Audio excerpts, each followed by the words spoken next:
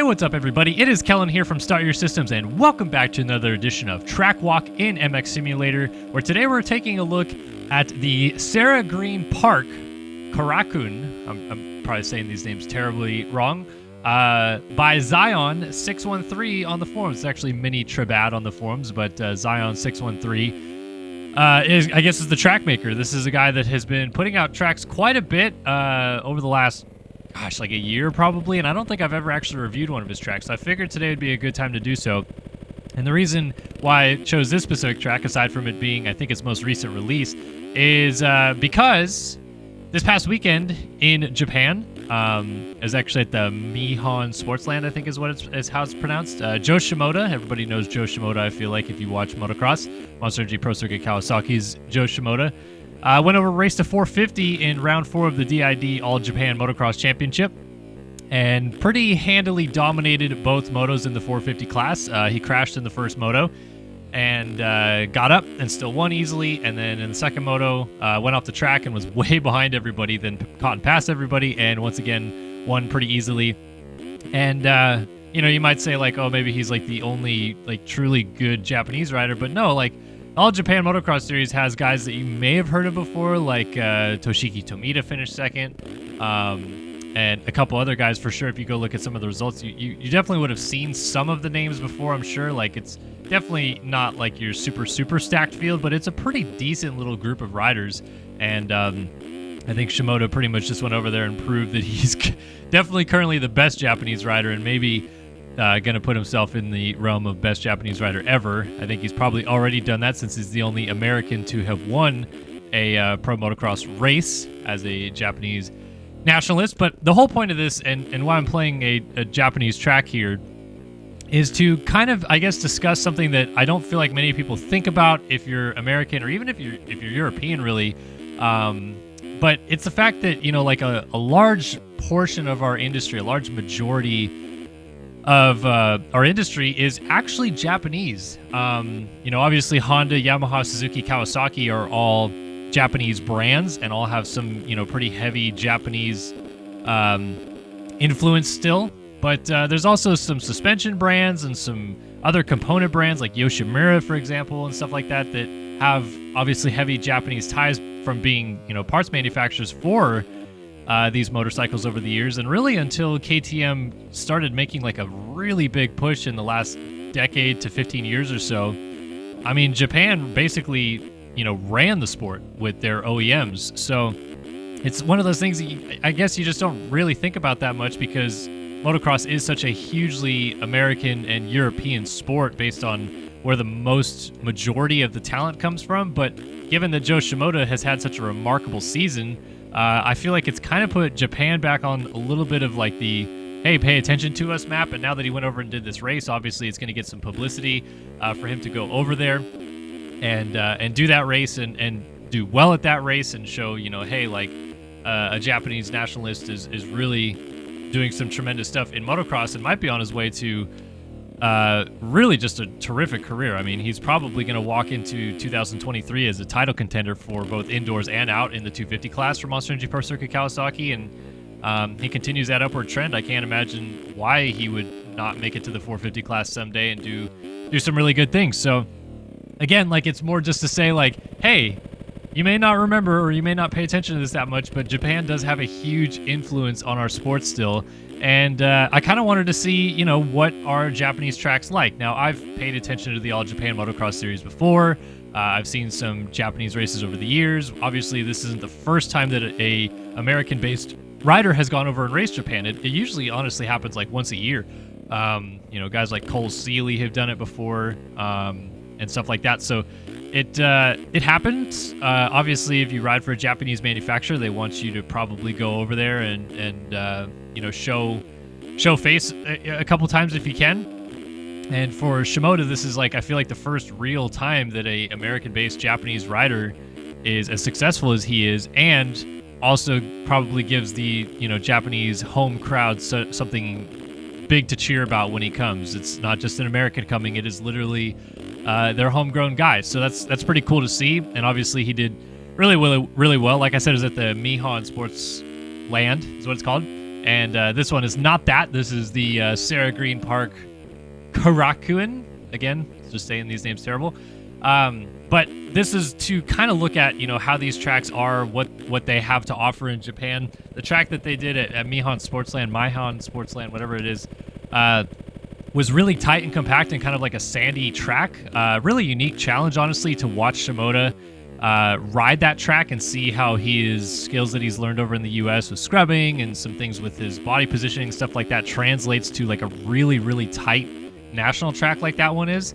And if you guys want to watch some of the footage, there's a full live stream that a YouTube channel that's basically all Japanese puts up of these races every time that they happen. This is the 4th round of the championship. I believe there's gonna be 8 rounds of the All Japan Championship, and I'll link the race that Shimoda raced in and try to link you guys to the right times of those. Watched quite a bit of both motos. He did, like I said, crash in the first moto, but he was already in the lead, got up in the lead and stayed in the lead, and then the second moto went from dead last to first. So just really showing how impressive and how good he is.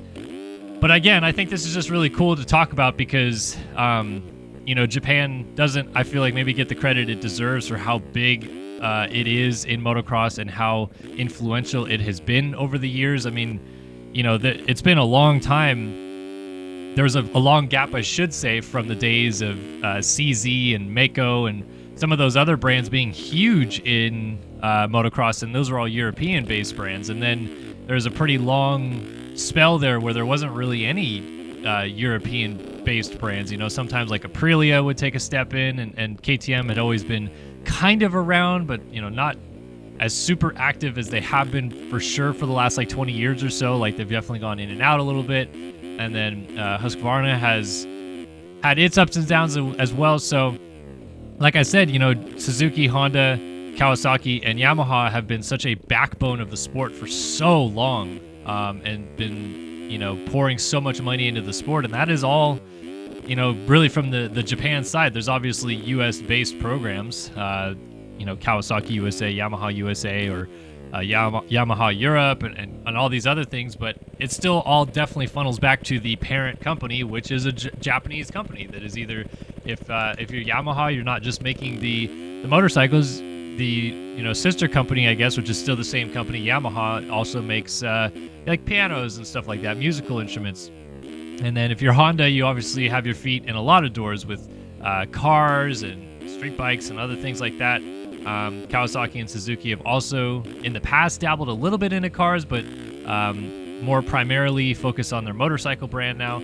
So these are like I said, the backbone of the sport that you just don't really realize or talk about that much. So this is pretty cool, in my opinion, to take a look at a actual in Japan, what the track looks like, how it flows, what it might race like, and so on and so forth. This one right here that was built by Zion, I think is actually pretty neat and unique. It's got some really cool aspects to it. I think it's got some good flow. Zion probably built this track maybe a little bit rougher than it would be, in my opinion. I think this is a pretty rough, ruddy rendition of it, but it flows really well with the rough that he's laid. It does seem like he's built some of this with the road system in game, where he's maybe laid some chop down, then added a few ruts or some things like that. But this track flows really good. Even on a 450, it's pretty high speed even, so it's not like it's a tight little twisty track. It's pretty fast track. So, like I said, kind of cool to see. Kind of cool to compare it to the track that Shimoda went over and raced this weekend, which, like I said, was kind of short, tight, and difficult to get a good flow going on, but still look kind of fun. Honestly, the track that Shimoda raced at this weekend reminds me a little bit of Sandwick in MX vs. ATV Reflex, which I forget the version of the track that was like the long version of it, but it's definitely kind of like that, where it's like a tight little through the hills sand track. Pretty unique, looks pretty fun to me, and Shimoda made it look way more fun. But anyway, yeah, this is just kind of cool to think about, to talk about it, to realize that the sport has such a deep-rooted history in Japan, and now it's also really cool that they have Shimoda doing what he's doing, and he's going to race the Motocross of Nations next 2 weeks from now. in the MX2 class and arguably have a really good shot at winning the MX2 class, which is another way that he's going to help carry Japan into some realms that they've never been in before. And like I said, it's not like Japan has bad riders. Like Tomita, who you guys have definitely seen race in the U.S. He was a factory Honda rider and then came over and raced in the U.S. He was Ken Roczen's teammate for a little while.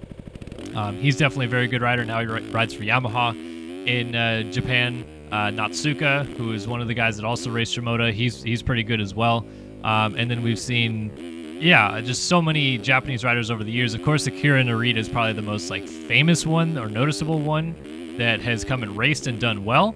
But there's still a lot that come through and find their way into some good roles and some good areas as a test rider or as like a team liaison or what have you, because a lot of the Japanese nationalists do have to, to some degree learn English, speak English, and communicate with these teams, whether it's in Europe or whether it's in the U.S., and have good relationships with them. And another thing that you may not even notice sometimes or really pay attention to, but definitely was noticeable at Fox Raceway last weekend, they have a lot of like Japanese R&D people come over to these races as well.